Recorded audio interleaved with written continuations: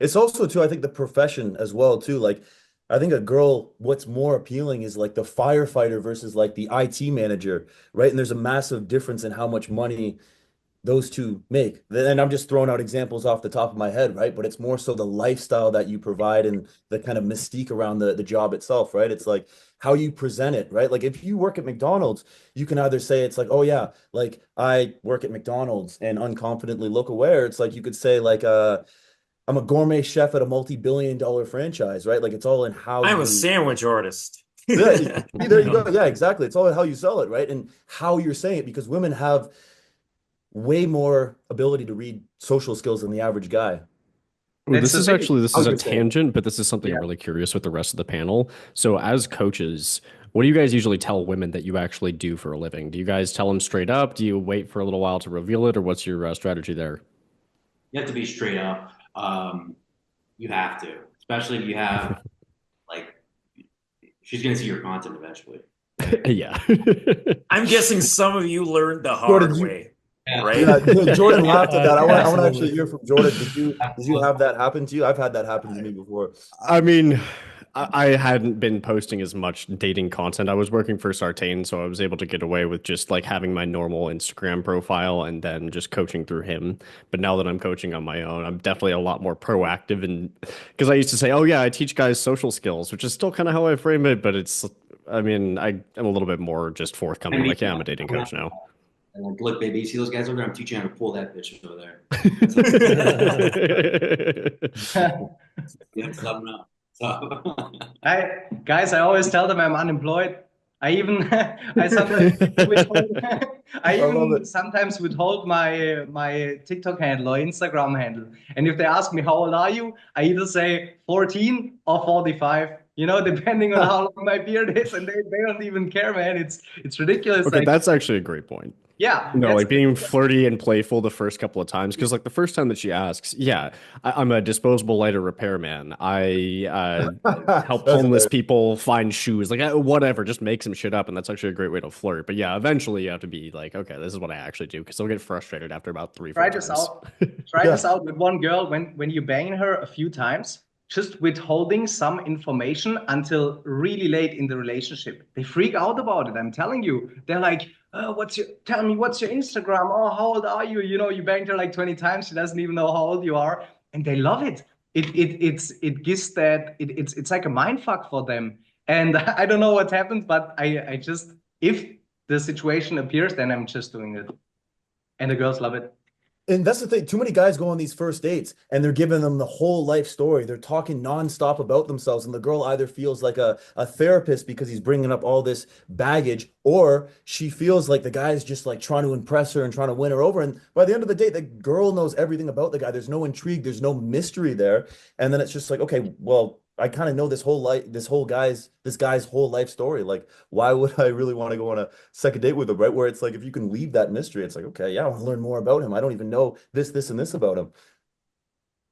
Yeah, I think most guys just try to like comfort bomb girls. So they just, yeah, this is who I am. This is what I do. Like exactly what you were Mm. saying, where they think that if they just divulge as much as possible, because as men, we see a resume and we're like, oh, that guy is worthy of respect. That guy's accomplished things. And as women, they kind of like to have that puzzle to put together. They want to feel like they've worked to figure you the fuck out.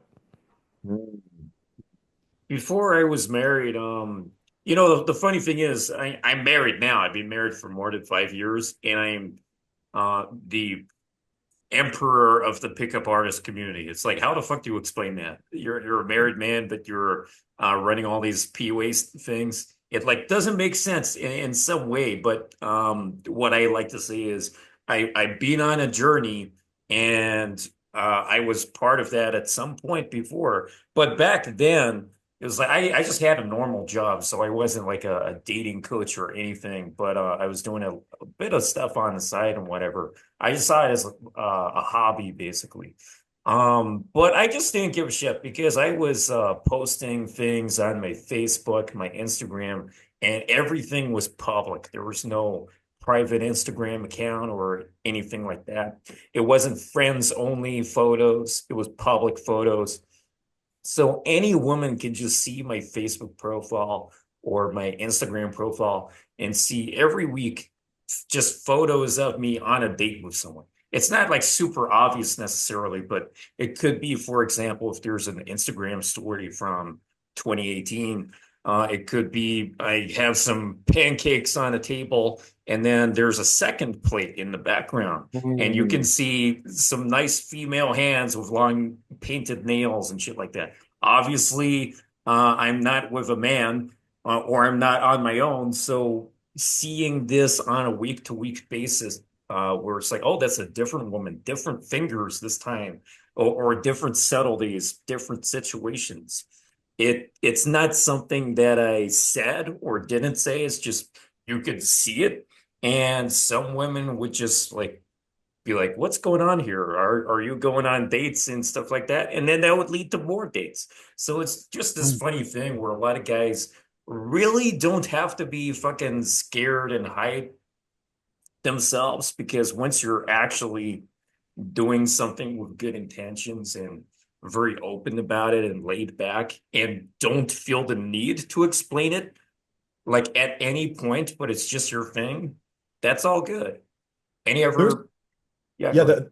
there's two great points that I took from that. One is that women are very good at reading the subtle details, right? Like all too often you'll see guys post photos of them with girls, and the guy just looks like he's in heaven, like he's head over heels with them, and the girls kind of look like checked out, not really like too hyped up about being there with them. They kind of look bored, disinterested, where it's like it's the subtle things, like with what you just said, where it's like a plate of food across the table from the guy, where it's just like the fingernail in the photo, right? That mysterious, oh, wait, so he's out with the girl, right? So girls can pick up on this shit, right? And the second thing is just owning it, right? And not trying to defend yourself. You're like, yeah, that's just the way it is. And you're communicating that if you don't like it, you can leave, you can walk. You have to be willing to lose some in the process, right? The second you start getting defensive, oh, but it was only just this, this. It's like, okay, you've already lost, right? You just have to be unapologetically yourself.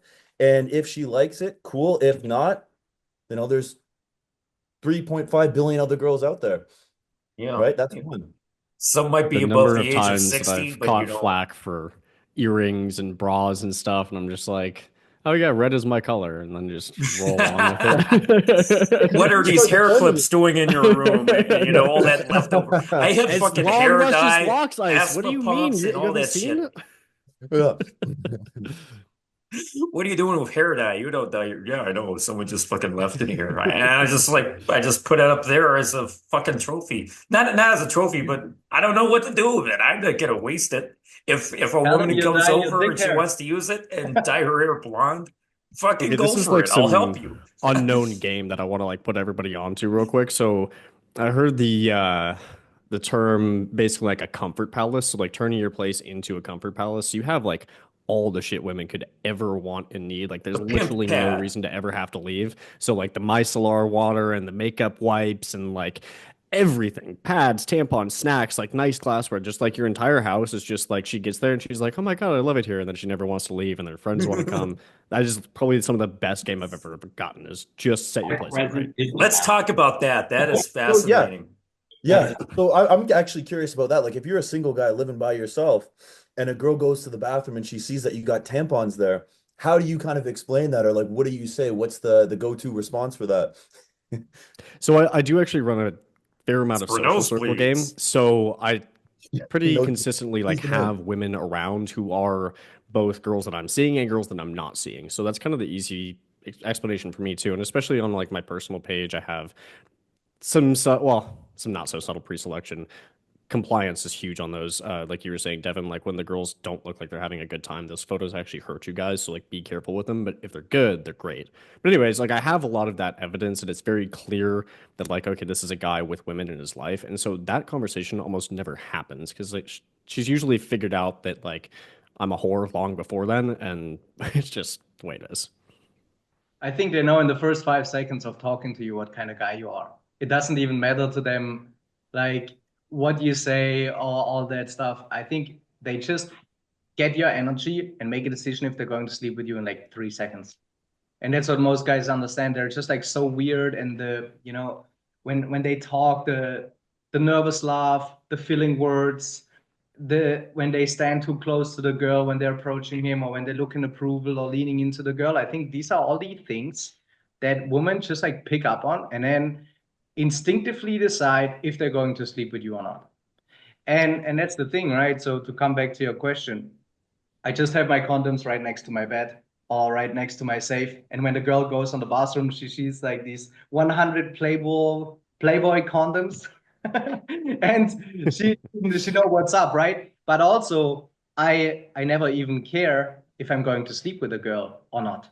At no point in the interaction, I just don't care. When I approach her, when I go home with her, if I don't sleep with her that night, I want to, but I don't care if it doesn't happen, then I just whatever jerk off or or to just meet another girl, if you have that abundance mindset and you have that skill of meeting your woman, and then you decide that you're never gonna care if you're actually gonna sleep with her, then the girls want to sleep with you much quicker. Yeah, I would agree I with keep the outcome independence there. One thing I do want to adjust slightly is I don't think a girl decides if she will sleep with you within 3 seconds. I just think she decides if she won't. So, like, I do think it takes a little bit of time. It's not long, but girls do take a little bit of time to deliberate on whether she will, and she likes that to be kind of a mystery. But whether she won't, like, if she picks up any of those signs you were talking about, like the nervousness, the neediness, like any of that shit, it's just like, boom, you're out. That's the only thing I would change about that. And I think a lot of that comes from just being so like outcome oriented, right? Like we all know the guy that comes up to us with the clipboard or the car salesman that's just like not really listening to what you're saying. He's just so focused on selling, selling, selling. I got to make the sale. He's not even listening to what you're saying. He's just thinking, okay, like how can I fucking sell this guy? How can I make him buy my product or service? Right? Where you just have that energy where it's just like, yeah, I don't really care. I'm the one who wants to get to know you here. I'm trying to see if I like you, if you even qualify to me. I'm not sold on you yet.